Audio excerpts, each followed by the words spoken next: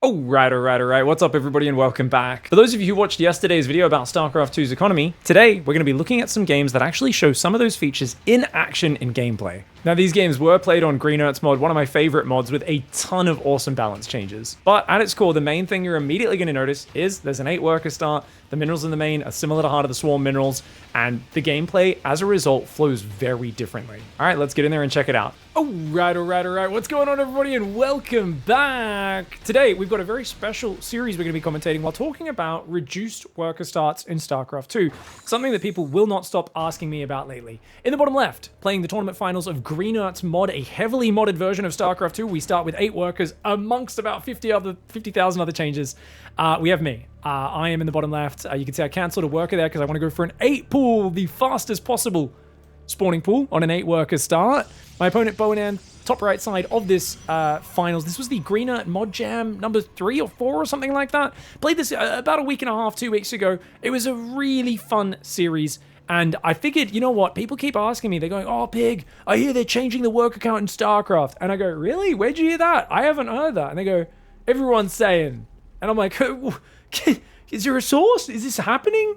I've been talking about reducing the worker start in StarCraft 2 for a very long period of time. About year and a half, something like that. And it all started a while ago. And after this game, we'll show you some of the videos we've done, link those up to you guys, as well as talk through some notes talking about this. But I wanted to start looking at this because this is not only a heavily modded version of the game, it's the most recent really fun series I had playing with 8 workers.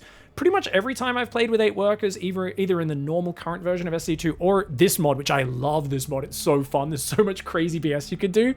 I get really excited. Now, problem, guys, when you do an 8 pool, you're meant to build at least 8 or 10 Zerglings.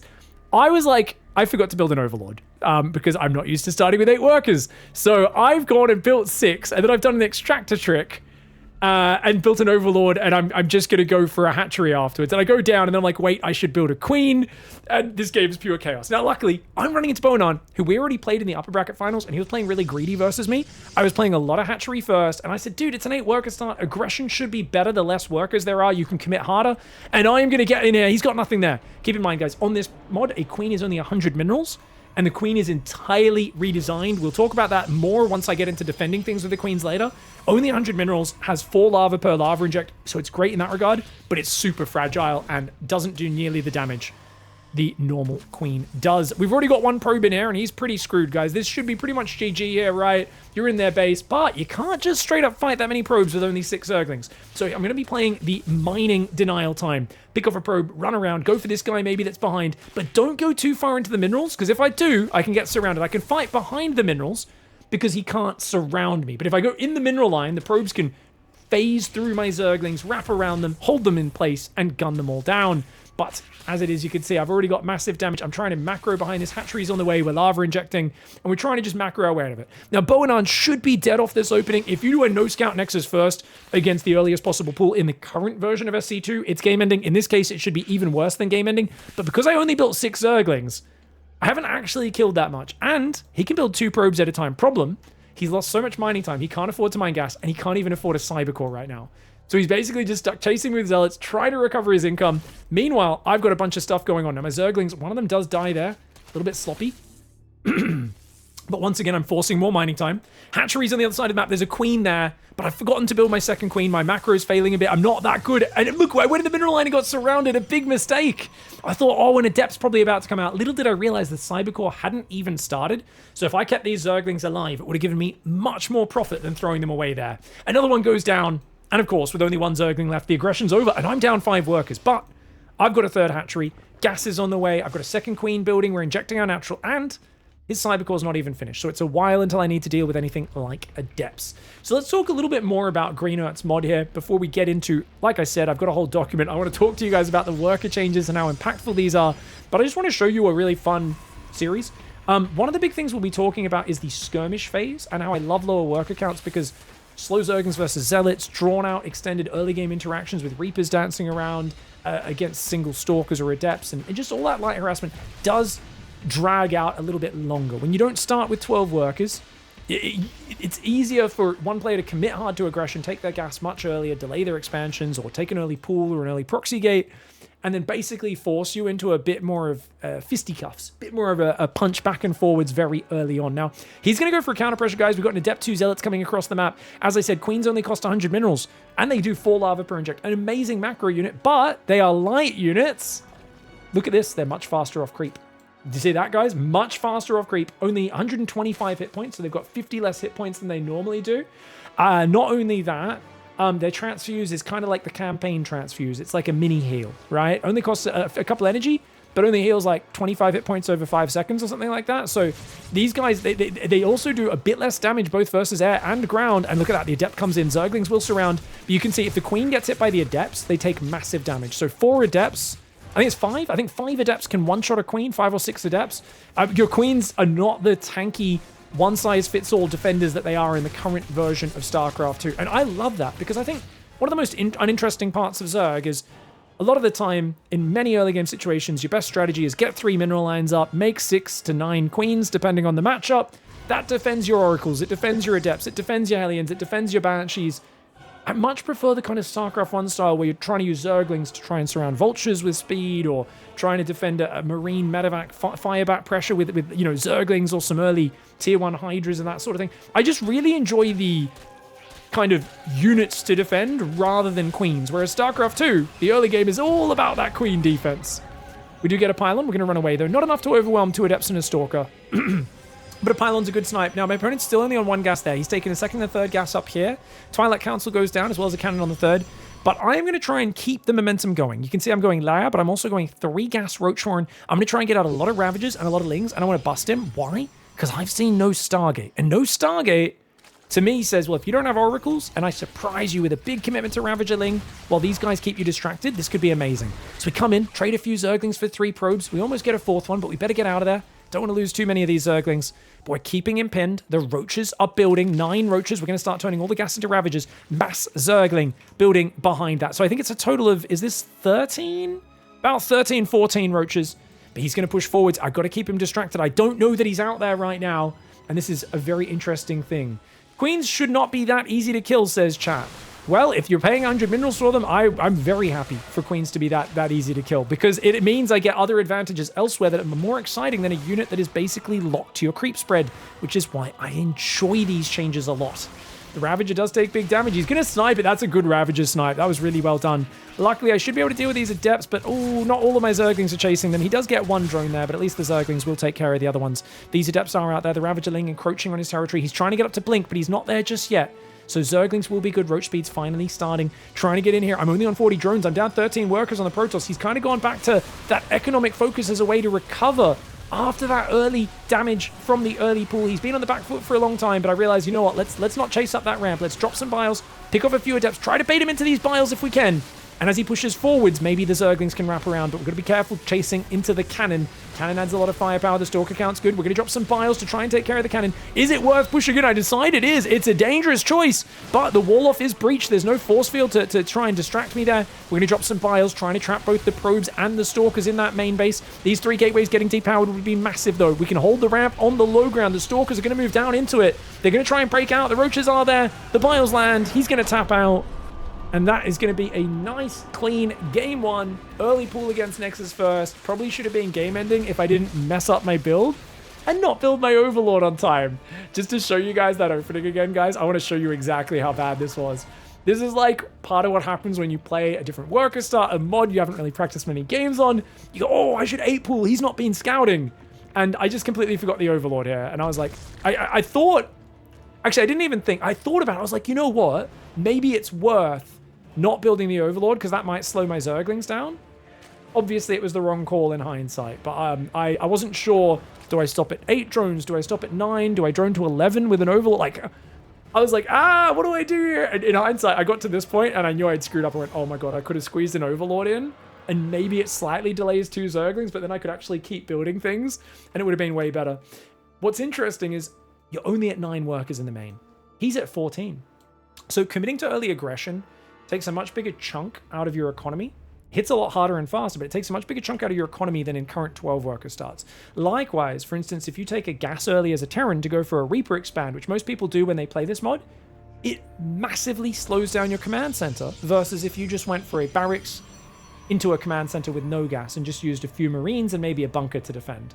So there's this choosing the very standard openings, like getting a Reaper doesn't cost you that much because you've still got 13, 14 workers, an almost full base on minerals. Even a 12 pool in current Legacy of the Void, you've got 12 workers on minerals, right? And you got up to 14 before building Zerglings, which means you're still fully mining off of one base. But in this case, you can see it really was a much bigger amount of a mineral hit that I'm committing. It's more of a gamble with more punish if my opponent plays safe, but also more reward if I catch them off guard like I did in this game. And I like this. The downside is you will have more games where your strategy runs into a brick wall and falls flat, or your opponent just dies. But the reward is that there's more gambles you can take when you play these lower work starts with higher potential payoff. And that's, depending on your own subjective view, it's a good or a bad thing. It really depends on you as a player, but I really enjoy it as a breath of fresh air. All right, going into game 2, Boanaan's at the top right side of the map. I am in the bottom left side of the map, and just to be full disclosure, the rest of this video is actually recorded live on stream.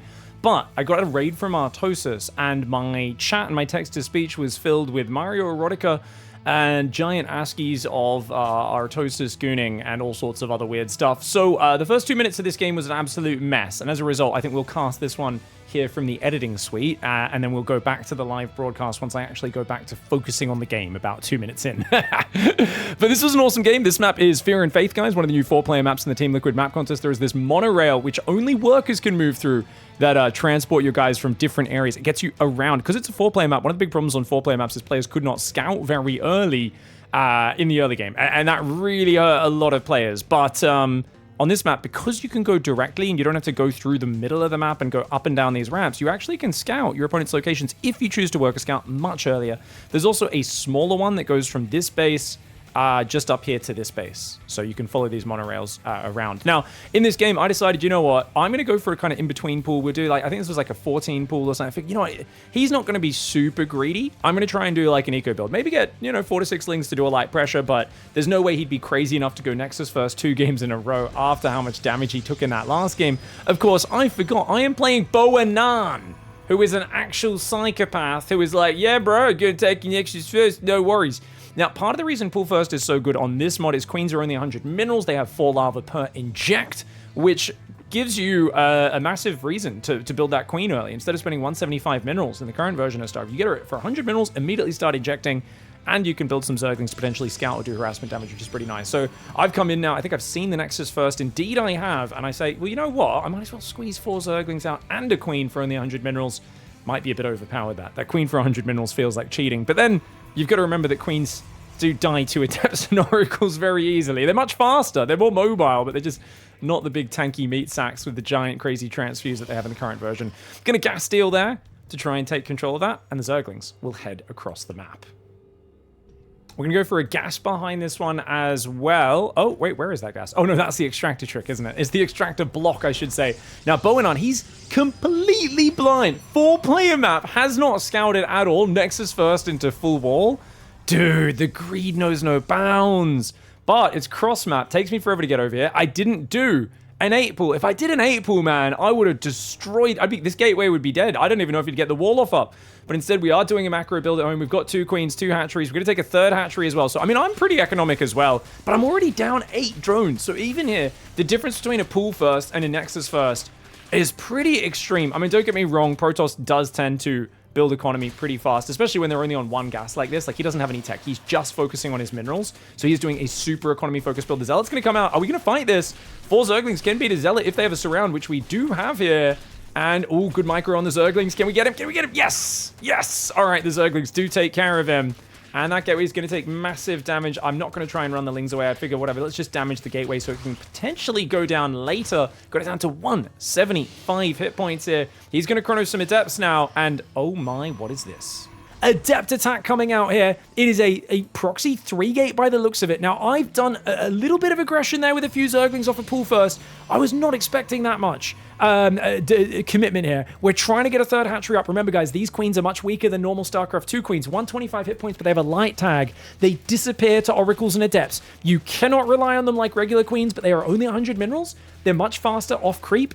they do a little bit less damage, and they have a mini heal. They have the campaign mini transfuse ability, which is not quite as well-rounded. So he's going to poke in here with a few adepts, trying to distract me. Of course, we are at New Yang City. I believe it's New Wang City, because they do like some barbecued wang over here on Fear and Faith. Third gateway goes up there. He's building another 2 gateways there. So it's a 5-gate proxy gate attack on my side of the map. For those who don't know, the warp gate will turn this into a fast gateway. Now, on this mod, I never play Warp Gate. I normally play Protoss on this mod, but I didn't want to play a mirror match, so I swapped to Zerg in this finals.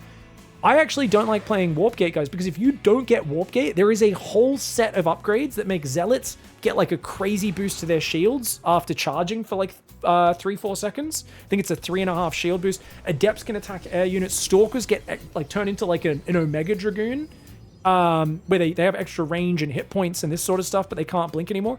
So Protoss is like massively changed, where if you don't get Warp Gate, instead you get a Warp Efficiency upgrade, which makes your units like pump out of gateways really fast, like in StarCraft 1, and turns them all into more like StarCraft 1 style super powerful units, which is friggin' awesome. But Boanaan, being a cheesy Protoss StarCraft 2 player, can't live without his Warp Gate. He's going to come in with the Adept Stalker right now. I don't even have Ling speed. You can see how fragile those queens are. They take so much damage. This is an absolute disaster. I'm going to have to fight with the drones. I do not want to fight this with drones, but I'm going to have to. You can see there, we're going for a bit of a surround. The drones do surround okay, but I can't fight those Adepts into that choke point. The Stalkers on the left side being big D-bags. You can see how weak these mini transfuses are. It heals, I think, 25 hit points over 5 seconds. I'm taking a massive amount of damage. I was way too greedy in this game, and I am getting hammered right now, but he is incredibly committed. He doesn't have any tech follow-up. If I can clean this up, I've got 3 hatcheries up, and a third base is such an advantage with this lower worker start. It gives you such an economic boost. Here we go, Stalkers and Adepts getting surrounded right now. They're going to try and pull back. Ling's going for a surround. He's going to get... Oh, I think he can slip away. Okay, no, we do get 2 Stalkers. Stalkers are so valuable, it's super worth losing 1 or 2 Lings here to kill a Stalker, as Stalkers cost 7 times as much as Zerg. And speaking of 7, I'm building 7 drones, but I'm down 10 workers. I'm up against the wall. The Lings are going to rotate here and try to hit that wall off. Remember, I damaged that gateway earlier on. It's still heavily damaged, but I've got almost nothing at home. 4 Roaches trying to build. He's going to push in right now. I'm in trouble. I've only got a few queens here. If he shoves in, we are in trouble. But luckily, he's stopping at the Roach Horn. He's giving me a few seconds. He doesn't know how many Roaches and Lings are back here. And look at that. We're going to distract him, force some Adepts to warp in. This is a good move. If we break the gateway, that's going to be excellent. You can see he's also been chrono boosting like mad. Chrono has been buffed. Lava Inject gives 4 lava. I'm going to rebuild my Roach Horn now, but I'm forced to go back into Zergling production. The Adepts do get forced to warp in at home as well, which weakens his forward push. 42 probes for Protoss, 39 for Zerg. I think if he pushed in earlier, he might have broken me, but as it is, he's made a lot of Adepts into now what is mostly a Roach Queen defense. A few Zerglings will be forced out as well. If I can get these Stalkers, those are the valuable unit to take out. That Roach on the low ground tries to run away, tries to get out of there, but the Adepts and the Stalkers no doubt will take care of it in the near future. Roach Horn's not done, so I can't morph that into a Ravager just yet, but it looks like we're cleaning things up. Adepts shade into the main base like the dickheads they are. For those who don't know, the Adept is a unit that teleports around the map. And basically, they're like, what if a Protoss unit was more Protoss than all the other units? It can just teleport wherever it wants, kills workers really well, kind of crappy in a straight-up fight, and that is how they designed the Adept. They said, what unit would be the most annoying Tier 1 unit to play against in the game? I don't know why I said that so weird. I just said Tier 1. A Tier 1. We're going to Tijuana. Ravager Ling on the way. I'm on 44 drones, guys, so I'm going to try and maybe do an all-in. Feels like his tech was really late, so I feel like if I can get a surround on him with Ravager Ling, we might just survive, overwhelm him.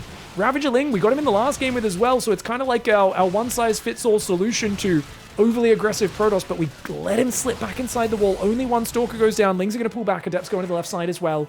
These Adepts are going to shade backwards. Gateways are there. Tier 1. It's just a decent special build, that's true. Ooh, watch out. Adepts are going to take out a few drones. Ravager Biles do go down here. We're going to depower these 3 gateways on the front. Building 2 more gateways on the front. A bit of a drunk move for him. I think he was maybe trying to hide the fact that he was committing so well since so much since the Zerglings were getting in. The drones and the Zerglings trying to wrap around here. Jeez, this is so annoying getting behind this mineral patch. This mineral patch on Fear and Faith. Very, very frustrating, but we finally cleaned it up. The Roach Ravager has to be careful. Luckily, he doesn't have Blink yet, so we are able to get out of there. Lairs on the way. 49 workers to 45. He's only now got his 3rd base coming up. He's still just going mass gateway. He's going to try and play Blink Stalkers. Blink Stalkers is a solution to every scenario. A very 2026 Protoss decision that only works if you have the economic lead. And right now, I've actually, with the advantage of this 3rd base for so long, these lava injects, and trading 1,800 minerals more efficiently. That is going to be a big advantage for me as I move out to take a 4th up here. Ling's once again trying to poke in. There is a Stalker on hold position in the wall off. So not using the select all army button as much as most Protoss players. Queens do start getting picked off here. The Roach Ravage are going to try to just hop on top of these Stalkers. Good blink micro for him so far. The Zergling's getting cleaned up on the third. Now, oddly enough, he's going Robo Templar Archives. If I let this go much longer on 48 workers, I am kind of screwed. I've got to find a big surrounding engage and shut these Stalkers down, or a counterattack, one or the other, and I cannot afford to lose my third base. So we're going to try and push these Stalkers back. Ling's very good at tanking against Blink Stalkers. Can we surround now? Maybe we can. The Ravager's moving in. They're going to get a few attacks off. A few piles go forward. Do they land on anything? Yes, we do take out 2, 3, 4 Stalkers here. Not bad at all. Are we going to get one more? Good blink backs, Finn. Really good blink backs. We push him away for now, but he's now spotted my 4th hatchery, which is a real problem. The 4th hatchery is very exposed on this left side. I didn't want to take it on the right because his gateway's right next to there. I haven't been able to fully clear that position just yet. But the Ravagerling massing up. He's probing right now. He does not have Storm. He's very low on gas. Remember, these gases just started mining not too long ago. Trying to clear that assimilator in the main. He's going to send 2 Adepts across the map as he falls back into Zealot Stalk. He's trying to reset for a minute to gather his economy. He does not know that I am all in. 46 workers, a ton of Ravagerling in a dream. Lings are going to find these Adepts on the right side. The Ravagerling comes in on this side for the Biles to zone the Stalkers. We're going to try and push into that natural. There's no one in the wall off just yet. He tries to warp in, but he gets one shot by the Ravagers. The Ravagers are going to try and do Biles here on his Stalkers. We're moving some Lings into his base, but we're not actually moving them in because I'm a noob who doesn't know how to micro the units. Finally, the Lings get in the base there. Looks like we don't have anything in the main just yet. Lings on the right side, though. Lings on the right side, clearing up all of his workers. We're making it so he has to dodge the Biles at the same time. The Lings do get in here. They're not in the main base, though. The Zealots do get warped in. And losing all the probes on the third, getting swamped by the Ravagerling. He's going to be going down there. And you can see this was an interesting one, guys, because like I said, I did not think he would be that greedy. I thought he might try to go quite aggressive on a 4-player map, maybe proxy gate me. So look at my build. I've gone for an early drone scout. And I think I've also gone pool first, right? I think this was early drone into 15 pool. It's not a fast spawning pool.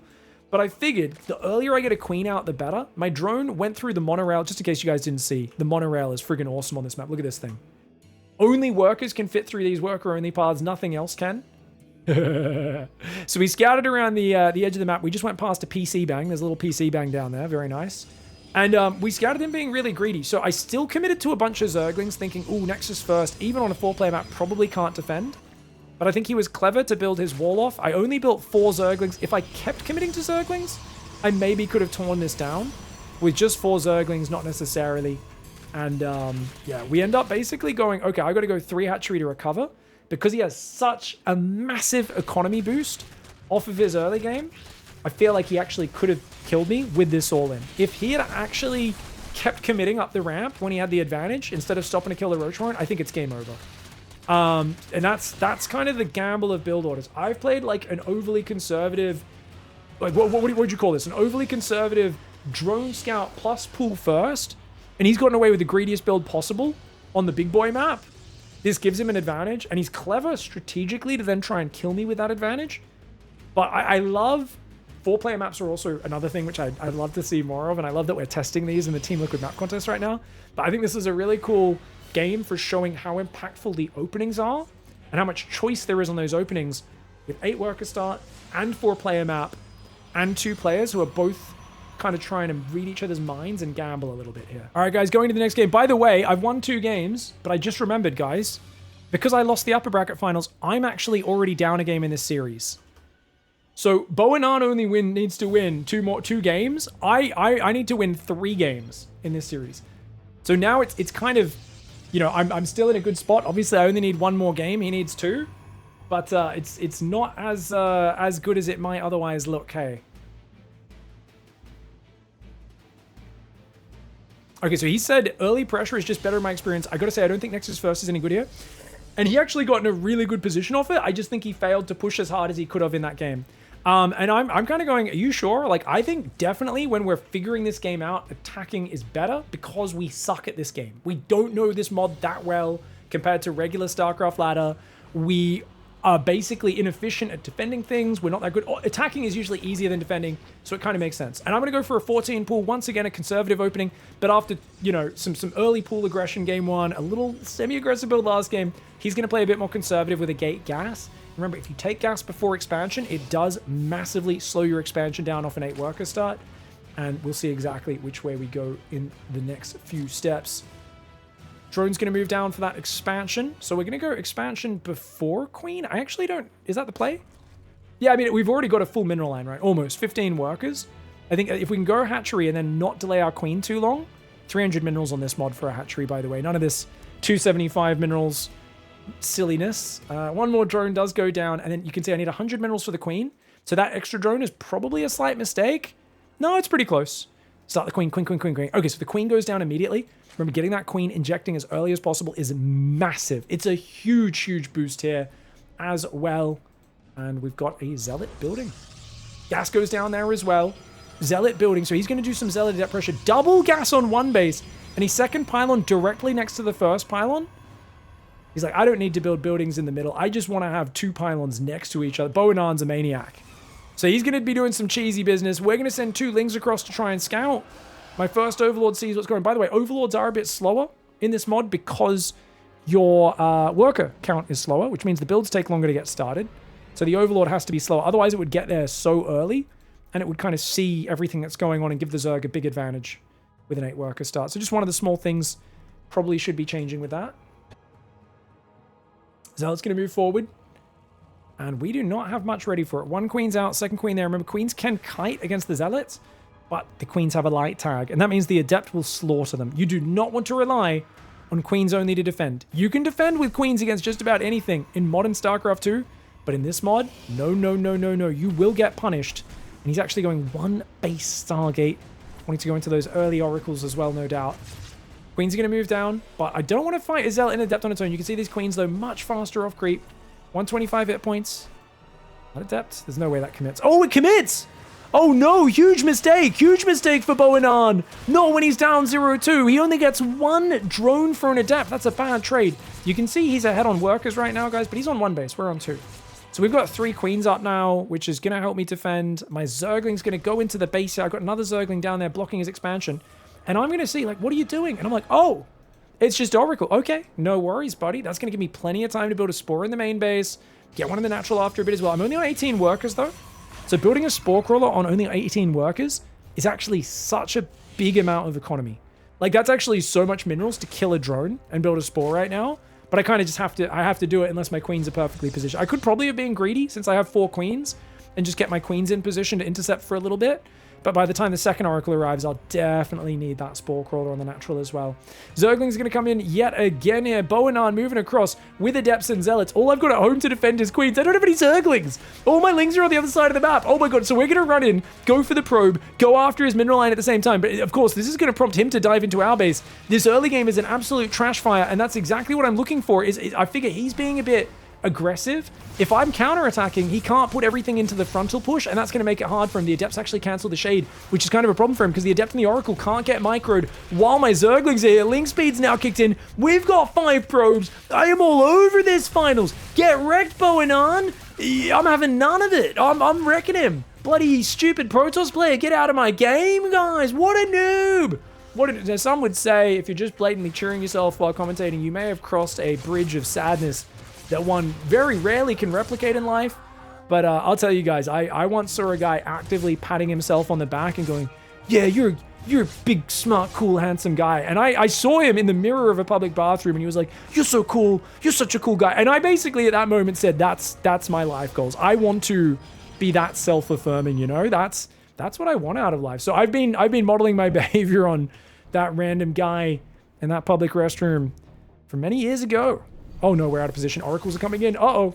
I'm miles ahead in this game, but I've only got a small worker advantage. We do a transfuse there to save a drone. We put it on autocast, the transfuse now. These lings are going to run in and try to get some more damage. His gateway actually got depowered in that last attack. Oh, but he gets the wall off up. Good move. Good move. That would have been a disaster if he wasn't able to do that. This all forces Oracles home.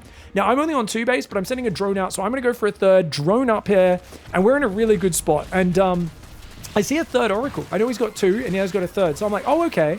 Now, funnily enough, guys, on this mod, you can build Hydra Tech at Hatchery Tech. They're the same as the StarCraft 2 Hydras, but they don't get the Hydra upgrades unlocking until the layer's done. So you can go for tier 1 Hydras as anti-air to complement your queens. But keep in mind, as the Oracle count grows, queens are very powerful. And I see a 4th Oracle right now because he has to show this. Because the lings keep coming in. And now I know, okay, you're going to go really aggressive. So I start building an extra queen or 2 here. Just realize if I get a few queens together, That should be able to defend these oracles. Obviously, we all know, like, there's a kind of a critical mass when you get, like, 6 or 7 queens where, unless they have, like, 2, 3-star oracle, they're never going to kill that. And Boanaan, realizing how bad this game is, he says, this game is a disaster. He just feels like everything's going wrong. He's chronoing. The Nexus isn't even building probes right now. He says, oh, feels as if my inputs are getting eaten. This is classic Protoss players making excuses, guys. As always, just can't accept that they're losing. And, you know, that I outplayed them with the Zergling counters. And that's why small Zergling counters, you might think, oh, he's 1 base, you're 2 base. You have to commit everything to defense. But as we showed, if you make your opponent micro in 2 places at once, split their focus, it makes it very difficult for them to focus everything on that. Now, I see five oracles. I gotta say, I'm a little worried, guys. I'm in the moment remembering these queens actually don't have as many hit points and a light tag, and I haven't actually seen the queen straight up fighting oracles yet on this mod. So I'm trying to get the Hydra Den, building a few more spores. I'm like, oh, we should be okay, yeah? And it's at this moment where Boanaan sees the Hydra Den coming in. He goes, oh, that's gonna finish soon. I better get some friggin' damage. But my queens, I realize if they get caught in the open, they're not gonna have a good time. He's just gonna turn on his lasers, and this is the 300 hit point modern spore crawler. It does a lot of damage, but it dies almost instantly to 5 queens, to 5 oracles. And oh my lord, is he one-shotting queens? Oh god, he's one-shotting queens! I forgot, this is not the StarCraft 2 normal queen. Oh my god, it's the mod queen. It's the mod queen. Why am I building queens to beat oracles? I'm an idiot. Oh my god, I'm an idiot. Why am I so stupid? Build hydras, quick, build hydras, build something else that shoots up. Oh my lord, I just lost 13 drones. Well, there goes my advantage. I'm now down 7 workers. I am up a base, but I've lost every queen.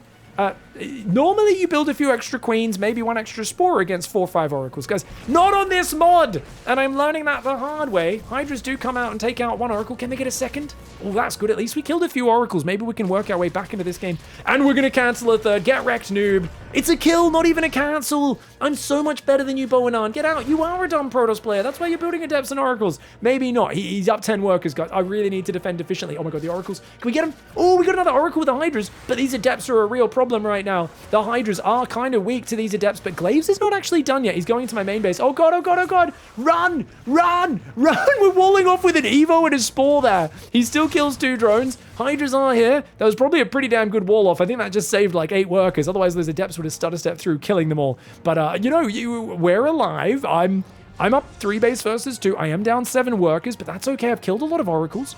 He's going to go Glaive Adept now. So I really need to go Banelings, but I'm not sure I spotted those extra Adepts warping in. And in my mind, I think he's going Blink Stalkers right now, which is definitely an issue. There is a Healing Shrine down here, guys, but you'll see that this is a Chastity Belt, this floating bit up here. It stops air units from hovering over it. So air units actually can't move over it to heal. Only ground units can heal on that Healing Shrine. Ling's are going to come in on the 3rd again. No way.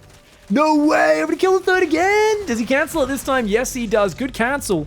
But he's also got 14 Adapts. Glaives coming in. My Lings, can they get back into cancel that? He's coming across the map. I have to delay this. I've only just started the Baneling nest. I've only just realized, guys, how desperately I need Banelings to defend it. The Oracles are coming towards the bait again. I've got a little pack of Hydras. I'm building 8 drones right now. That is absolutely not the correct call. These Lings need to go in right now, but they're just standing there. Pig, stop crapping the bed. He killed my queen in the main base. We were too busy running the drones, moving the Hydras over there. More Adepts are going to warp in before. I think I thought I A-moved these Lings on it, but I'm so distracted. Drones are going to have to go for running, go and try to run away. You can see the queens just disappear to those Glaive Adepts. Lings on the other side get dealt with by the Adepts. These drones are like, please follow us. Please don't go to our other bases. Run over here. Oi! Your sister's fat. I banged your mom. You're a poo-poo head. Okay. Well, unlike in a Call of Duty lobby, there are immediate consequences for those words they shouted. But at least they distracted the Adepts, bought me time. I'm morphing Banelings now. They've bought me a few seconds. And I gotta say, thankfully, those Call of Duty lobby drones did a good job. Hydra's going after the Oracles, but that means we got nothing at home. These drones getting jumped on. Oh me, oh my. I need the Banelings in the middle of these. I need the Banelings in the middle. Please don't split. Oh god, he's splitting. That's not good. I need to hit him. Oh, the Banelings still get a good hit. We still get a good hit. The Lings with the Hydras coming in for good damage are going to clean up these Adepts. We've already lost another 13 workers. We are fighting an uphill battle right now. And with him having a 3rd base now up, he's going Templar Archives. He's going Charge. He's still building more Adepts because he is, of course, a Protoss gimmick king. But, you know, I've got a few trades. I'm only down 5 workers. The Oracles come in and they get shut down. One of them goes down to the Spore. Nicely played. Spore Crawler, well done. I placed that Spore Crawler so well. You know when people get angry at me for saying nice storms? Like, how is a storm ever not nice? It's not an impressive skill. Stop calling them nice. They get angry at me for commentating like that sometimes. And I'm like, I just meant like it landed in a really nice spot of the enemy army. Like it kills a lot of stuff. It's a nice storm from the Protoss player's perspective. They're like, it's not nice. That's a low IQ move. I'm like, you think casting storm in the enemy army is low IQ? I'm like, guys, like, come on, man. I get you guys have anti-Protoss bias, but you gotta calm down a little bit, man. You gotta calm down a little bit. Speaking of not calming down, Psy Storm's on the way. More gateways coming up. So he's gonna have 8 gateways, 6 gas, Psy Storm. And you can see these bases take a long time to mine out, guys. 11.5 minutes, and the minerals have not mined out in that main yet. So the main base won't mine out till about 14 minutes, which is definitely going to be a nice boon for him as he's expanded a little bit slower than I have. Dep's coming in right now. They're going to shade into that base. These drones need to get out of there. The Lingbane Hydra should get on top, but another 3 drones going down. And oh god, he's in there again. The Banelings! Go Banelings! Go Banelings! Oh, okay, the Banelings get a few good hits. They get a few juicies. Oh my god, that's a few very juicy hits. But the Adepts are in the main as well. Oh my god, it's just constant chaos. Constant mayhem. I'm just taking so much damage, man. Just leave me bloody workers alone, you D-bag. Let me friggin' mine some minerals. That's all I want to do.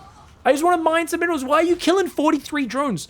Probably because I kept stopping him from expanding and Ling run buying and doing massive damage in the early game, and I got a massive lead, but then I threw it by losing all those queens and 13 drones, and now suddenly I find myself behind in a game in which I was massively smack-talking and felt really confident in a few minutes ago, and that's not good.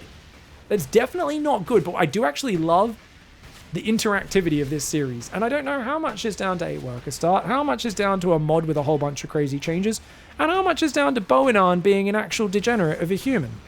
I think it's a combination of all of the above. I think everything weighs in there a little bit, as always with these sorts of big changes. You put them all together and you kind of go, yeah, there's a lot of things stacking up. I am a bit more defensive in these games overall, but there's been a lot of like interaction and harassment and backstabs and ways I've kind of kept him busy and disrupted him. It feels like because the game doesn't rush to 3 bases with like 2 oracles and blinkers early, it's harder for Protoss to get the game on lockdown. And I just feel like even though I'm losing right now, I've been able to do a lot more Zergy things than I normally would be able to in a current Legacy game. Like I just feel like, I don't know if it's just because he's not as refined on his build or what, but it just feels like my Ling run buys and counters have been so much more rewarded than normal. And it just feels really fun. I don't know. I even though I'm getting my ass kicked because of that huge underestimation, or it's not that I underestimated the oracles, it's I overestimated the Queen's ability to deal with those oracles. And they're very much a support unit. They are not a direct combat unit, guys. Oh, can we get the High Templar?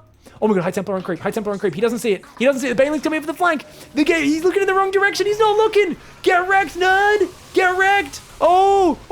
What are you going to do? What are you going to do, you stupid Protoss player? Just wrecked his High Templar. And we might be back into this game. Damn, those storms are pretty good, though. Oh my god, those storms are pretty good. Ow. There goes my supply lead. Hold on. Ow. I've got both Hydra upgrades, movement speed and range, but even though I got all the High Templar, we are taking a lot of damage. The drones fighting Zealot Archon is a little bit like sending your toddler in front of you to help an oncoming car that's about to collide with your family, you know? It's like, this is not a good choice. Anytime you pull drones into Zealot Archons, guys, it's beyond desperate, and that is my situation right now. Still down 10 workers, struggling to get Banelings up to deal with the Zealots. +1 melee's on the way as well. +2 range is already finished. Hydras are up here and needs to try and maybe block with the drones. Okay, good pull behind the minerals. Drones are going to try and fight. I do not want to lose this hatchery. Guys. The Hydra up top will go down. At least it's buying a few seconds. I guess we can save the hatchery. That's something. Ready at point. 4th base survives. But what's the worker kill? 54 workers. And he's got a lot of gas. He's also got 2-2 on the way now as well. So many things going for him in this game. This is so difficult to deal with, my brother. Oh my god, this is really, really hard. Oh me, oh my. So there's bandage coming off my arm right now. Stupid bandage. My palm is mostly regrown after terribly grazing my palms the other day. But I think all this using the mouse, it's like coming off and I'm like, don't friggin' bleed on my mouse, bro. Bailing Hydra. So I'm going to try and split into 2 armies right now. Boanaan's got Zealots up here. He's going to add a Robo Bay and a 5th base of his own. And this is kind of like, you can just, don't get me wrong, not every game's going to be like this, but it's 16 minutes in. It feels like this game has already had so many arcs. And only now does it feel like we're settling into like a modern Legacy game. And even then, it's hard for us to finish maxing out. Like, we've got pretty big worker counts, but like, it's so hard for us to finish maxing out here. Oh my lord, oh my gosh. At least he walks into his own size storm and takes some damage. Banelings roll in at the same time. Oh, hold my beer. Hold my beer, D-bag. Yes, yes. You may have just killed a bunch of hydras up there. That hurt, but this hurts as well, doesn't it, mate? 24 probes down, not too bad. I'm still up 10 workers. Zealots ran in here. We lose a bit of mining time. We do deal with it. I've got so few hydras, though. Oh, no, we're going to lose this hatchery. No! Ah, my boys! My boys! Oh, he stormed my boys. Got my 4th base down. I got a new 5th base coming up down the bottom, though. Trying to build hydras. Dude. And this series just continues to be an absolute shit show. An absolute disaster, but in the funnest way possible. And I don't know, guys. Win or lose a game like this, I absolutely just love that the pacing is not quite as brutal. And that's so subjective, but for me, I love all these like medium-sized battles we've had throughout this. And this has been my experience in the past playing on this mod. Lots of medium-sized skirmishes that drag on. The occasional game feels very much like the modern StarCraft 2 game. You know, just macro to 4 bases and go at each other. But usually one of us or both of us are making big harassment plays on each other earlier that both take a much bigger commitment and hit to our economy. But also they demand a much bigger response from my opponent. Oh, look at this, guys. This is the single distraction Hydralisk. Hey, look at me. Hey, look at me. I'm killing your probes. We got 4 hydras here as well. These hydras going to move in. Oh, unfortunately, that hydra just aggroed those zealots. But look at that. Moving behind the mineral line. Chad Gamer Hydralisks right there. Going to kill a few zealots as well. Not too bad. Trying to use those hydras like marines. Getting some damage. Some zealots starting to wander in right now. I'm back to 74 workers. I'm on a Hydra Bane. I've got +2 range, +2 melees on the way. Like, there is always the dream. With good enough Hydra Bane engagements, you can make this work. You gotta dodge the storms as well. Playing US West, I think, here, which means that the server ping is quite high for both of us, about 140 for both of us. Queen goes down to the south side. Hydraling is there. Should be able to wrap around these zealots. And this is an 8 workers start for those just tuning in. It's Greenert Mod, so massively, massively changed from a normal version of StarCraft 2 in terms of all sorts of upgrades and changes, but he still plays Warp Gate. He plays it very much like a normal Protoss after the early game. He doesn't really like use all the cool upgrades and stuff. Banelings get High Templar again! Whoa! There was only a few Hydras and a few Banelings from the north, but it was enough to clean it up. These Banelings find the Zealots as well. The Zealots, more like the Zelnots, because there's not any of them. They're not in existence anymore. They're Zelnots. I speak good English, guys. I'm a smart human person who's highly, highly intelligent and definitely isn't just speaking random nonsense right now. Sorry, guys, my bandage is like full coming off. Let me take that off. I'm just going to play with my fingertips so I don't bleed on my mouse. GG! Going to observe with my fingerprints, I should say. Baneling's going to move around the north side. Looks like his probes just transferred there. Boom, boom time, baby. It's a boom boom time. How you doing, buddy? Oh, yeah, you like that Baneling boy, don't you? You like it when my Baneling explodes on your probes, doesn't it? Sorry, guys, I get a bit creepy when I'm killing workers because he's already killed 69 of mine. I've only killed 54 of his, so I have 15 more workers to kill to catch up. I've got a big Hydra Bane army now. 31 Hydras, 4 Banelings, 19 Zerglings. To be honest, he's been ahead for a long time, and we've just been, like, taking decent, actually much better trades than him. But his economy harassment has left me in the dust. Like, economically, this looks okay supply-wise until you realize he's got Mass Storm Colossus Archon and I'm on Hydra Bane. His unit comp is so much better, and he's got 2/2 upgrades now. And this is an amazing spot to be in for him. He's in such a good spot. We're going to try and take the gold base, defend down here at the same time. These trades continue to be good for me. Every time he steps on creep, his High Templar get cleaned up. He hasn't really been active with observers with the army. He's finally building an observer, but he's also taking a 6th base. And a 6th base Protoss is devastating. Normally, a 4-base Protoss is horrifying. 5th base is absolute nightmare fuel. 6th base is just like, oh, okay, we're just watching gore videos at this point. Like, as a Zerg player, letting a Protoss get a 6th base, not a good idea unless your name is Cyril and you're the master of winning 45-minute games against Classic. Even these Banelings suiciding on the Zealots does kind of hurt, but I'm still ahead. 4,000 resources lost in the trading. The Zealot Archon Colossus comes here. That might allow these guys to push the south. I'm trying to keep my army split. That drone's trying to hide. That drone's like, no, he didn't see me, bro. He didn't see me. Quick. Hide down here, dickhead. Just hide down here, man. I'm going to send some Zerglings down here. I'm kind of surprised he doesn't have that base. We are going to pull back, realizing he's had too much time. I've got to kind of push both sides at once. Otherwise, he's just going to bring his army to bear and crush one half of mine. I am finally remembering, guys, to make the Baneling hit point upgrade. Abdominal Fortitude. Without that, they don't get the +5 hit points from Bane Speed on this mod. You have to pay for it. It's a quick, cheap upgrade. You don't have to pay for it. We're also going Hive Inspire, trying to get some Broodlords out. Baneling's coming in. Where are your probes at now? Where are your probes at? Well, unfortunately, we haven't really hit the center of them just yet. Oh, yes! There we have 18 probes go down. Hydra Bane's going to come in behind it. We don't have any units in the top side hitting that base, unfortunately. But look at this. Not bad damage at all. A few more Hydras going to roll in that side. Colossus are there. They're going to roast a couple of Hydras and Banes, unfortunately. And we will have to get out of here. This is a scary, scary situation because how do I ever deal with his army? I'm going to make a few Vipers for Abducts, maybe Blinding Clouds. And then try to go for Lurkers. I've decided, even though I went for a Spy, I think that was because I was thinking he'd probably be going air here. Corruptors would be decent against the Colossus and any potential air swap. A few more Zealots going to run in. Look at that Hydra pull away. Oh, yes. Oh, yes. Honestly, it might have just been rallied away to begin with. But I'm going to take credit as if I microed that intentionally. I haven't made Hydra Lunge yet. I don't think that upgrade exists in this game. There is a plus 20 hit point upgrade for the Hydras, guys. So plus 20 hit points is now on the way. Ancillary Carapace. As I said, cool mod, cool upgrades, but we don't have it yet, which means these are still just the standard 90 hit point Hydra list. Drones are going to pull away right now. These Hydras on the top are actually going to take out that Nexus, but they will get, of course, smashed by the Zealots once they're in hand-to-hand. These other units, though, going south right now, are they looking for... I think I'm looking for a surround. Oh, I'm looking for a big boy surround, aren't I? Look at this. Hydras on all sides. But that's a giant Colossus Archon. I mean, oh no, he's pushing through before I'm ready. I'm not ready to close it yet. Colossus here kind of move commanding into these Hydras. These Hydras should be able to deal with the Colossus, but at the same time, my bases are getting pushed into. My Greater Spire is going down. These Hydras tried to split into his base. Those go down. These Hydras started stepping away from the Colossus. Do take out the Zealots at least, but he's all over me. Hydras popping out into the middle of the fighting. Oh no! Ah! He's pushed up in between my rallies. I'm not ready for it. Hydras are dying on move command. Oh, like an absolute baboon here. I am getting wrecked. The drone's running away from the northern base as well. These Hydras trying to find damage, but of course he's warped in more units. Those Hydras ain't going to do jack. And this is a big problem because Jack really wants to get done. He wants to get done hard. Sorry, guys. I made it creepy. Normally, you say they haven't done jack shit, but I just said they haven't done jack, and it sounded funky, so I had to. Lurkers and Hydras trying to come in. Some Abducts going in over there. The Colossus going down. A High Templar gets abducted. Another Colossus. I don't have enough units to kill the units I'm abducting, though. I'm abducting units, and then I can't even finish them off barely. He's got so many units. He's just going to jump on top and finish me off. This was a game where I was so far ahead. But, dude, that is what happens when you're playing a mod you're not that used to. You think a few queens, a spore core on each base will cover you. It will not.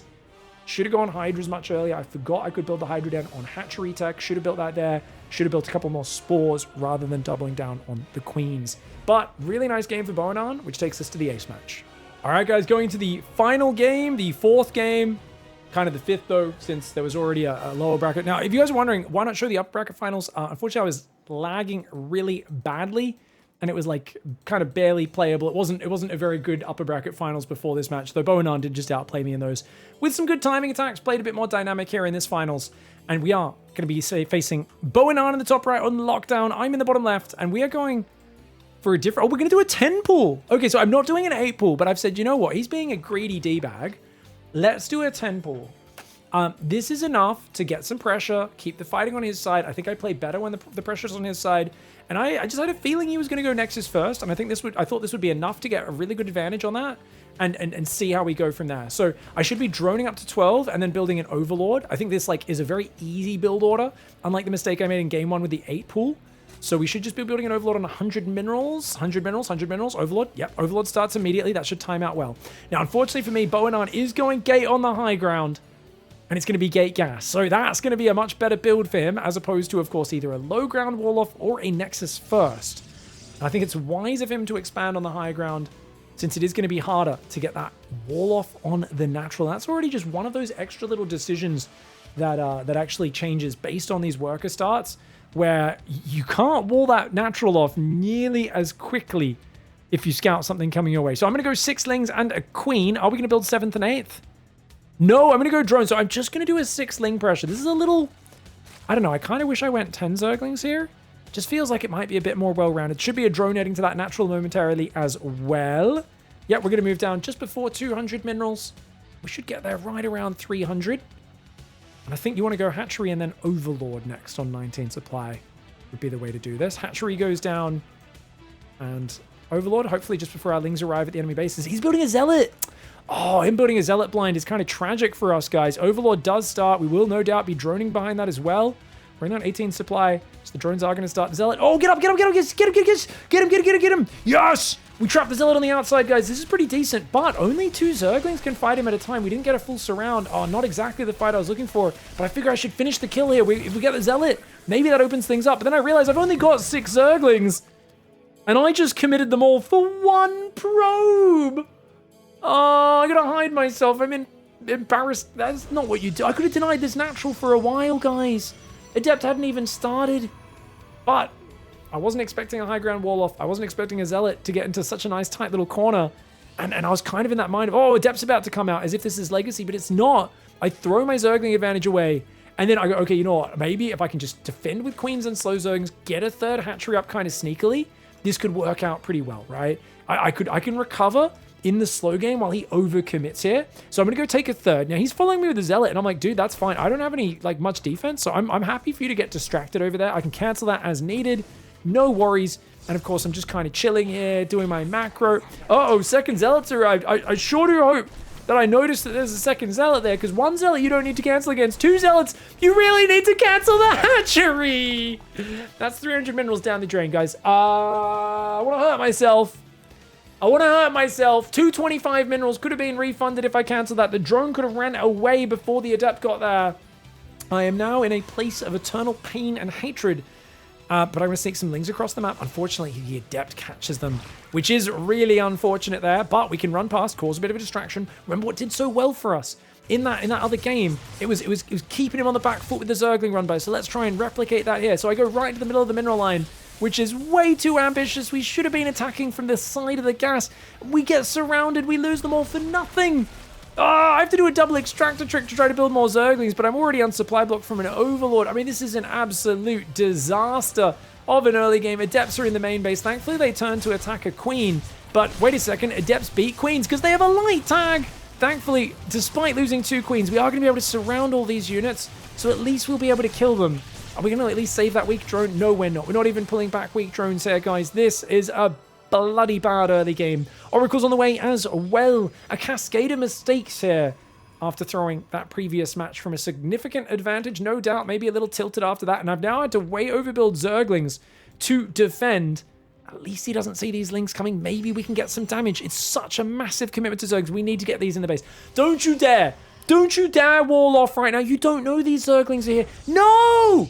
Okay, I at least could target the gateway down, maybe. But oh my god, how are you ready for everything? Queen's running away. Spore's not ready. The Queen gets wrecked by the Oracle.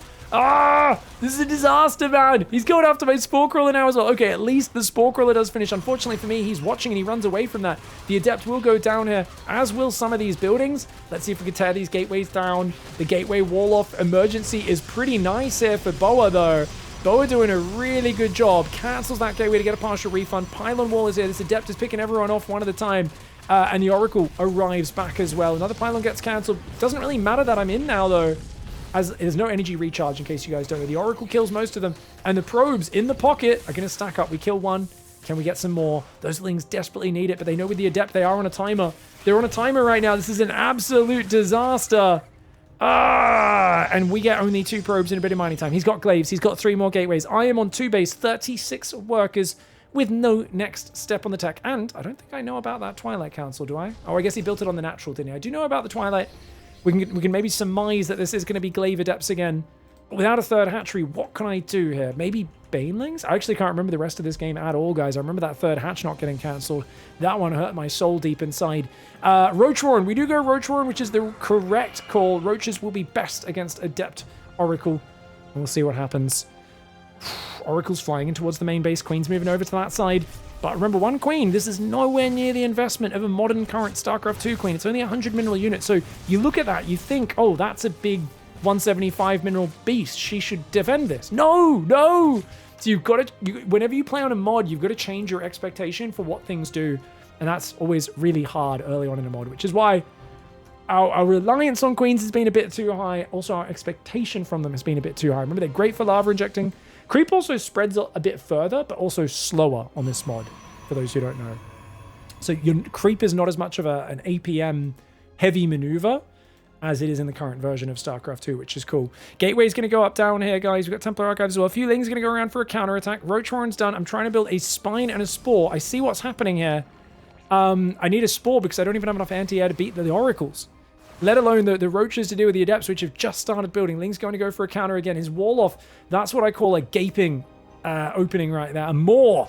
The gaping maw of Protoss. The Adepts are going to dive in and kill the Queens, though. That's my mobile anti-air getting eradicated by the Adepts. Lings are into the base. A few probes do go down, which is nice. Roaches, though, popping, but the Oracle at least finishes on that side. Get some good shots off on these Oracles. Nice Spore on that right side. That was good preparation, but these Roaches taking big damage. Going to try and run away from the bloody Oracles there. Queen's popping out. She drops an Inject and then just gets insta-popped. The Lings are going to try to run back in on the front, but look at that little Adept wall off he's got there, guys. The Lings are going to run in and meet a wall of sadness. Those Adepts shut that down. I dropped the GG, well played. The exclamation mark, for those who don't know, this is a well-mannered player's way of saying, go F yourself. I can't believe I threw this series. I'm mouthing right now. But of course, we say GG, well played, exclamation mark. It's part of being a family-friendly content creator, is we pretend to be honorable even while being very upset with how we threw these games. Up 2-0 to losing 2 games in a row. He had the advantage, so he wins 3-2. Boanaan wins. But the reason I wanted to show you this is I just thought this was such a fun series. I don't know if you guys agree. I'm sure some people think that was the worst StarCraft I've ever watched. I hate that version of StarCraft. For me, I love this version of StarCraft. It's a bit chaotic. It's a little bit all over the place. There's a lot of expectations that are constantly not quite aligned with what's happening. But I just love the way both of us were able to force early battles and slow each other down and lock it in an extended skirmish phase. And I've played a lot of other series with other players that are nowhere near as knife fighty as my series with Boanaan. Boanaan, we're just stabbing each other the whole time, right? That's another level. But even with other players, I really enjoy the slower pace of the build-up and the chance for us to both commit to things and slow the game down a little bit. And I think no matter what, probably the best way to play is still kind of, in a lot of situations, to go your 3 command center, to macro up, to scout and defend. But I think worker scouting is a bit more important if you want to be 100% safe. I think if you're not worker scouting and you're going a Nexus first or a command center first, it's an even bigger gamble. And I love those options being available. You can just play a pool first. You can do an early SCV scout and a barracks expand. There's a lot of ways, but there's just a bit more choice in those openings. All right, guys, Pig in editing here, cutting myself off. I recorded this one live on stream and I waffled on for a while here very unclearly. After rewatching it, I can summarize it much more succinctly now. What I was about to say is players who do very creative builds, players who are clever at recognizing their opponent's habits, if their opponent's very predictable in a certain way, can counter them harder in certain ways by going to extreme ends of the aggression or greed spectrum with these changes, which is really, really cool. One of the downsides a lot of people have been kind of saying is, but then cheese is just going to be stronger. You're going to make people who just do dumb gambles and dirty cheeses and prepared builds way better. I would actually disagree. I would say only if you by default play extremely greedy. And currently in Legacy, the default is relatively far on that greedy side of the spectrum because that's very rewarded. It's a good way to play. But the default level of play, when you play these 8 worker mods and stuff, and what I've learned is whenever me and my opponents, and we talk a lot about these games as well, whenever we play custom games, it's always like, if you go on autopilot and you play like you do in current Legacy, where you just, no, oh, I defend an attack, expand. I've counted his mutas now, expand. You can get punished really hard. You absolutely can. If you're an autopilot, because if you're playing too far in the middle of the road, your opponent can be way greedy than you, or they can completely all-in you and catch you off guard. Likewise, if you're too safe, they can go really far. The extremes are a bit there, and it's a bit more important, I think, to keep your finger on the pulse of what your opponent's doing in the game, right? So how do you do that without being overly safe? Well, actually, it rewards you and encourages you. And what I found in my games, to interact with my opponent more. As players are building up, I'm more encouraged to constantly do Ling run buys.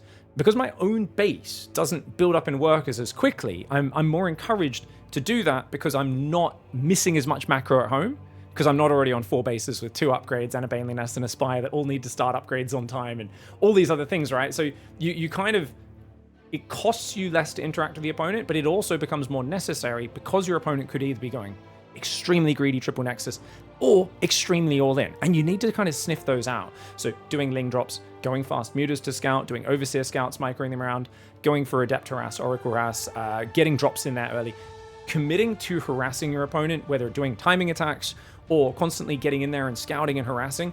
It's very important because it keeps you safe, right? It allows you to play relatively safe, middle of the road, kind of in that, hey, I'm a solid player, but being a solid player, it kind of, even at lower levels, encourages you to go out there and sniff out what your opponent's doing. Because if you're playing middle of the road and not interacting with them, just sitting at home building army, doing nothing with it, building some economy, some army, your opponent can go way harder into economy and you're not going to sniff it out. They're going to get too far ahead. Or they can go super all in and they could still potentially overwhelm you. So it actually rewards you keeping tabs on your opponent more. Whereas in Legacy, often what happens, and this is especially for like below the very top pros, for the top pros who are super fast, it's not as important, though it does still affect them. You do see pros not scout as much in certain situations and just kind of play blind and optimize their build. But especially for average Joes and even at my level, you will see us in the current version just not scout for periods of time because we're just focusing on doing our build as best as we can. Because if we just get more stuff out, that in of itself is the most rewarding place for our attention.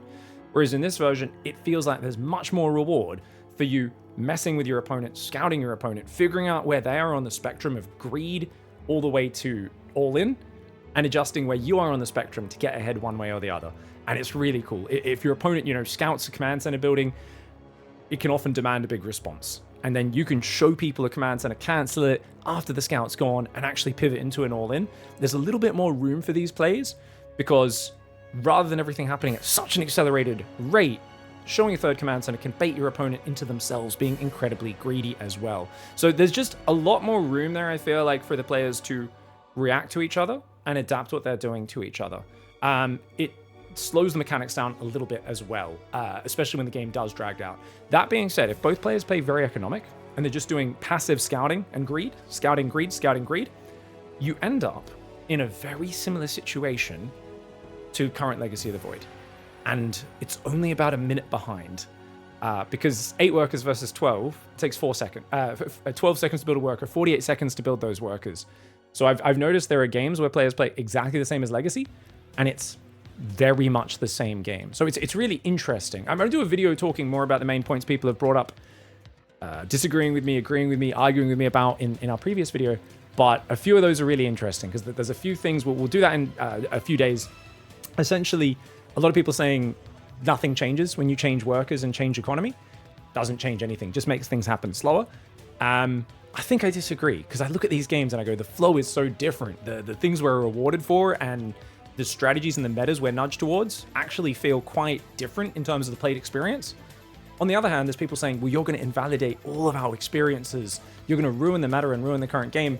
And yet, I think it often still ends up in the same skill set, same situation, if you play to that style. It's just that other play styles are rewarded a little bit more. And it's not like a crazy amount more. It's a 5%, 10% boost for certain strategies and minus 5 or 10% for other strategies. And I think overall, it rewards you interacting with and reacting with your opponent, which I really think is what StarCraft 2 is at its best and at when it's like that. And I think you see that a lot in like a hero versus Clem game because they're fast enough to keep up with the current pace. For everyone else, not necessarily as much. And I think this really helps everyone below the top 10 players in the world have closer to the level of interactivity that those top pros have. Anyways, Pig in Post ended up also just rambling for 5 minutes. I'm sorry, guys. It's such an interesting thing. I love these games. Anyways, let me know in the comments what you guys think about these games. Obviously, this is a very specific match with Boanaan, who's a massive cheeser. It's not, every game's not going to be like that. He's a massive cheeser. I like doing linger on buys and backstabs. It was a bit of a crapshoot, and of course, there's a ton of balance changes as well. But yeah, there's 2 different topics here. Let us know about Greenert Mod, what you think of the mod. If you read through the changes, links down below again. Sorry, I forgot to link that in the previous video. It's linked there now, as well as down below in this video as well as let us know about the 8 worker start and the mineral changes. In this mod, it is 1400 on the lower mineral patches, 1600 on the higher patches, which I think was just an easier way to implement it, because currently the way it's in the client is the minerals are kind of listed as heavy and light minerals or something like that. So you can just change those values and keep them still slightly different, and it kind of gives the same effect as Heart of the Swarm minerals all being 1500. Oh, last but not least, I linked it down below in my last video. If you guys want to play any of these economic changes, you can always host Greenert's mod for the exact mod that we just changed by going in-game, going create custom game, create with mod, just search Greenert, it'll come up, you can play it. Otherwise, if you just want to play current balance of the game, but try the economic changes, there's a whole bunch of changes. If you search Pig Balance Mod, Pig space balance space mod, post that up, and you will notice there's drop-down menus on the right. You can choose the number of workers you start with, amount of minerals, amount of gas. You can randomize it. You can change a whole bunch of those settings. You can also change the amount of minerals on the mineral patches and gases, including a really cool map maker option, which I think Omniskeptic and a few other players, map makers, had thought would be really cool to test out, where the minerals are like fully graded, where some are only like 600 or 700, so they mine out really fast, like the first patch, but then the next one's like 700 minerals, and the next one's 800, and the next one's 900. So basically every base will gradually mine out steadily. It's not just half the minerals are gone. It's, oh, we've been mining this base for 5 minutes, 1 patch is gone. 6 minutes, 2 patches are gone. 7 minutes, 3 patches are gone. So like every 45 seconds or a minute, another patch runs out once they start running out, which gives it this very gradual thing, which gives you this, the more you transfer workers to new bases, the more you pay attention to that, the more you're rewarded for it, which is actually really cool. And I really should test that out a lot more because that seems really fun. Anyways, we're going to cover the rest of your questions, comments, and interesting takes you guys had on alternate changes in a video coming up in a few days. Thanks for watching. We'll see you guys next time. Sorry for just blabbering on so long. I just get a bit caught up talking about such an interesting topic. We'll see you guys next time. Thanks for the patience. Goodbye and good night.